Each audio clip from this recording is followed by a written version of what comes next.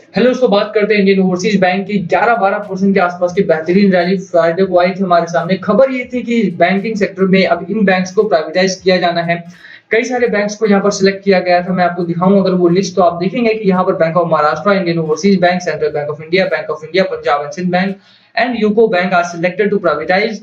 और government of India का जो डिसीजन है वो आया है जब गवर्नमेंट ऑफ इंडिया ने इन बैंक्स में बहुत भारी मात्रा में कैपिटल इन्फ्यूजन किया है। ठीक है, तो अब यहाँ पर पीछे हटने का सवाल नहीं होता है। पिछली बार बैंक ऑफ इंडिया वगैरह में एक अच्छी रैली आई थी, बट उसके बाद फिर कोई खबर आई टेलीग्राम पर कि ये जो खबरें थी हमारे सामने वो झूठी थी, मतलब रूमर था ये, ऐसा कुछ गवर्नमेंट ऑफ इंडिया ने नहीं कहा। बट इस बार नीति आयोग ने सामने आके ये लिस्ट जारी की है, तो यहाँ पर पीछे हटने का सवाल नहीं पैदा होता है। तो इस वीडियो में हम बात करेंगे, आप देखेंगे कि क्या स्टॉक हमारा नेक्स्ट वीक में कैसा परफॉर्म करने वाला है, क्योंकि फ्राइडे का लास्ट वीक का जो परफॉर्मेंस रहा है वो काफी अच्छा रहा है इन बैंक्स का। बट नेक्स्ट वीक में यानी कल के बाजार में क्या कुछ होने वाला है, क्या स्टॉक हमारे पॉजिटिव रहेंगे, बुलिश रहेंगे या बेरिश रहेंगे। 18 रुपए का जो हमारा स्टॉक है क्या वो 20 रुपए तक जा सकता है इस हफ्ते में, या फिर 18 से दोबारा से पिछली बार की तरह 16 रुपए तक जाएगा। ठीक है, बुलिश रहेगा, बेरिश रहेगा या न्यूट्रल जोन में बना रहेगा, बात करेंगे इस वीडियो में। चलिए शुरू करते हैं। बट उससे पहले अगर आप चैनल पे नए हो तो प्लीज चैनल को सब्सक्राइब कर दो और हिट दैट बेल आइकन ताकि आपको नोटिफिकेशन मिल सके। चलिए स्टार्ट करते हैं। बात करें इंडियन ओवरसीज बैंक की, तो एक दिन का जो चार्ट रहा था वो बहुत अच्छा रहा था यहाँ पे। और सिर्फ चार्ट ही नहीं, अगर आप देखोगे कि यहाँ पर जो वॉल्यूम ट्रेड हुआ था, 61 मिलियन का वॉल्यूम यहाँ पर ट्रेड हुआ था, वो भी काफी गजब का रहा था। ठीक है, अगर आप चार्ट पैटर्न देखोगे यहाँ पे, डेली कैंडलस्टिक चार्ट है यहाँ पर हमारा, तो यहाँ पर एक अच्छी रैली आई थी जिसकी वजह से जो हमारा स्टॉक है वो ऑलरेडी एक बुल रन में आ चुका है। तो अगर हम अगले हफ्ते की बात कर रहे हैं, यानी कि एक हफ्ते 5 दिन का ट्रेडिंग सेशन कैसा रहने वाला है, तो बहुत ही शॉर्ट टर्म की बात हो रही है यहाँ पर। तो बहुत ही शॉर्ट टर्म में बहुत ज्यादा वोलेटाइल मार्केट नहीं होना चाहिए मुझे लगता है। मार्केट में हालांकि एक अच्छी रिकवरी नहीं थी फ्राइडे के दिन में, बट ओवर द वीक देखेंगे तो ठीक ठाक मार्केट ने भी परफॉर्म किया है और खरीदारी भी हुई है। अगर आप FII का डेटा देखोगे तो खरीदारी भी हुई है पिछले हफ्ते में। इसीलिए अगर हम बात करें कि नेक्स्ट वीक की क्या मूव होनी चाहिए, तो कुछ टेक्निकल चार्ट पैटर्न से मैं आपको बात करूं, मैकडी हमारा यहाँ पर बुलिश जोन में आ चुका है। ठीक है, सेकंड पॉइंट हमारा होता है कि RSI यानी कि रिलेटिव स्ट्रेंथ क्या कर रही है यहाँ पर। तो अगर आप बात करो RSI की, तो RSI हमारा 62 का RSI है, और 62 का RSI का मतलब है कि यहाँ पे स्ट्रॉन्ग प्राइस मोमेंटम है।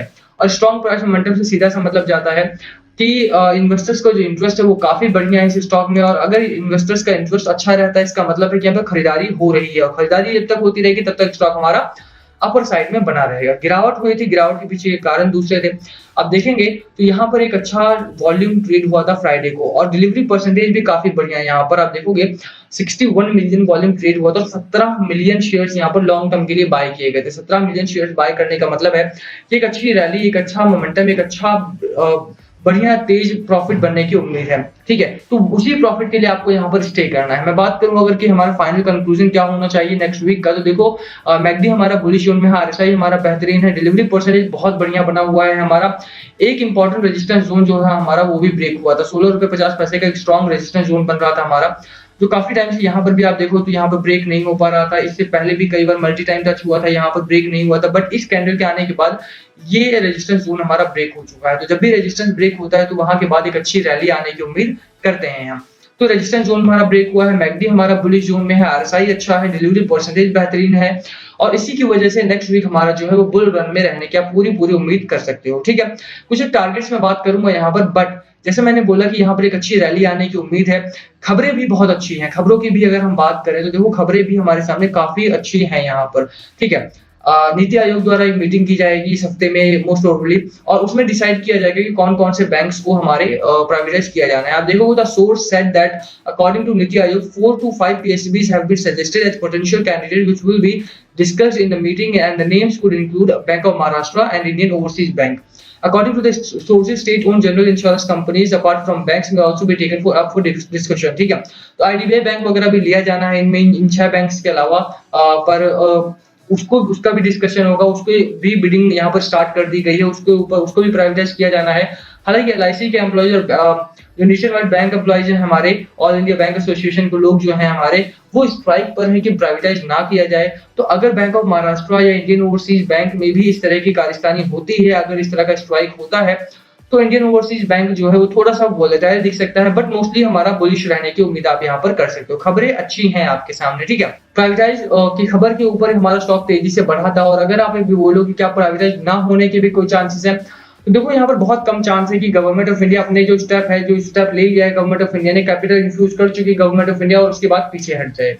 तो बहुत कम चांसेस है यहाँ पर कि गवर्नमेंट ऑफ इंडिया पीछे हटेगा। बट लेट्स सी क्या होता है क्या नहीं होता है, और वो चीज के लिए भी आपको तैयार रहना है। बट एक जो चीज अच्छी है इस बैंक में वो ये है कि इंडियन ओवरसीज बैंक ने लगातार अपना जो प्रॉफिटेबिलिटी है वो इंक्रीज किया है। 5200 करोड़ का प्रॉफिट जून में था, उसके बाद 5400 करोड़ का प्रॉफिट दिसंबर में, 5700 करोड़ का प्रॉफिट। तो लगातार प्रॉफिटेबिलिटी भी बढ़ाई है इन्होंने। इनका जो फंडामेंटल्स है बैंक का वो भी बहुत अच्छा है। तो अगर आप फंडामेंटल्स को देख करके भी रुकते हो, सिर्फ प्राइवेटाइजेशन की खबर को नहीं, अगर आप फंडामेंटल्स को देख करके भी रुकते हो, तब भी आप एक अच्छा खासा प्रॉफिट इस स्टॉक में बना करके लेकर के जाओगे। ठीक है, आप देखोगे तो एक साल में 152%, 6 महीने में 93% एंड 3 महीने में 61% का रिटर्न दिया है। 3 महीने पहले तक कोई खबर नहीं थी इसमें कि इस स्टॉक को मतलब प्राइवेटाइज किया जाएगा या नहीं किया जाएगा। बजट के बाद ये सब हुआ है। तो गवर्नमेंट का जो गोल है 1.75 लाख करोड़ रुपए इकट्ठा करना डिसइन्वेस्टमेंट के थ्रू, वो तो गवर्नमेंट करेगी, और उसके लिए गवर्नमेंट को जितने ज्यादा एंटिटीज को प्राइवेटाइज करना पड़े, बेचना पड़े, वो बेचेंगे। और उसमें bank of Maharashtra, Indian overseas bank, bank of India, central bank of India, ये सारे बड़े नाम हमारे सामने आते हैं। तो ये डरने वाली बात नहीं है कि प्राइवेटाइज नहीं हुआ तो भी इस स्टॉक के फंडामेंटल्स अच्छे हैं हमारे, रुकेंगे तो बढ़िया प्रॉफिट आपका इस स्टॉक में बनेगा। डिलीवरी परसेंटेज हमारा बहुत अच्छा है यहाँ पर, और इसकी वजह से मुझे इस हफ्ते में एक अच्छी रैली आने की उम्मीद देखने को मिलती है। तो बुलिशनेस के साथ आपको यहाँ पर उतरना है। जो हमारा टारगेट रहेगा पहला वो 18.45 का रहेगा। ठीक है, एंड जो सेकंड टारगेट रहेगा इस हफ्ते का वो रहेगा 19.50 का। ठीक है, तो ये दो टारगेट लेकर के आप बाजार में उतरिए। सपोर्ट आपको 16.50 का ही रहने वाला है यहाँ पर। और पॉजिटिव रहिए बाजार में। पॉजिटिविटी के साथ जो आपको 2 पॉइंट्स यहाँ पर रखनी है नजर, वो है कि पहला मार्केट में अगर वोलेटिलिटी बढ़ती है ड्यू टू कोरोना वायरस, क्योंकि कोरोना के केसेस भी लगातार ऑल टाइम हाई पर है। 1.5 लाख से ज्यादा केसेस हमारे डेली में आ रहे हैं रोज ही। तो देखिए होता क्या है कि वैक्सीनेशन का काम तो ग्राउंड पर बहुत तेजी से चल रहा है, बट फिर भी कुछ लोग अगर डरते हैं और माल बेचते हैं, तो मार्केट अगर वॉलेटाइल होता है, मार्केट न्यूट्रल जोन में बना है अभी भी, और यहाँ से डाउन साइड में अगर एक आध दिन की गिरावट होती है तो उसका जो असर होगा वो बहुत मिनिमम पड़ेगा इंडियन ओवरसीज जैसे बैंक पे, क्योंकि इनका जो बढ़ने का चांस है वो है कि खबर अच्छी है, तो फिर लोगों के मन में ट्रेंड बहुत अच्छा सेट हो रखा है। तो यहाँ पर एक अच्छी रैली की आप उम्मीद कीजिए, अच्छे पॉजिटिविटी के साथ उतरिए। एफआईआई डीआई का डेटा आपको रखना है नजर। पिछले हफ्ते में अगर आप देखोगे तो एक अच्छी खरीदारी यहाँ पर हुई थी, म्यूचुअल फंड के थ्रू भी, एफआईआई के थ्रू भी, डीआईआई के थ्रू भी। तो एक अच्छी खरीदारी लगातार बनी हुई है एफआईआई डीआईआई के थ्रू, तो डरने वाली बात नहीं है। बढ़िया खरीदारी के लिए आप उतरिए यहाँ पर, और वो चीज आपको देखने को मिलेगी भी कि मार्केट में भी रिकवरी आ रही है और इंडियन ओवरसीज बैंक में भी रिकवरी आएगी इस हफ्ते में। ये हफ्ता काफी अच्छा रहने वाला है हमारा, तो पॉजिटिव रहिए। खरीदारी करनी है तो लॉन्ग टर्म के लिए करना, शॉर्ट टर्म के लिए मत एंटर होना, होल्ड कीजिए स्टॉक को, एक अच्छा प्रॉफिट आपका अभी बीच में बनेगा। ठीक है, तो इसी के साथ वीडियो खत्म करते हैं। वीडियो पसंद आई तो वीडियो को लाइक कर देना, चैनल पर नए हो सब्सक्राइब किए बिना मत जाना। Thank you for watching and yes, अगर कुछ पूछना हो तो प्लीज कमेंट करो। लास्ट कॉल आपका होना चाहिए, बाय करना है, सेल करना है या होल्ड करना है, क्या है आपकी स्ट्रैटेजी, प्लीज कमेंट करके शेयर करना है हमारे साथ। Thank you for watching.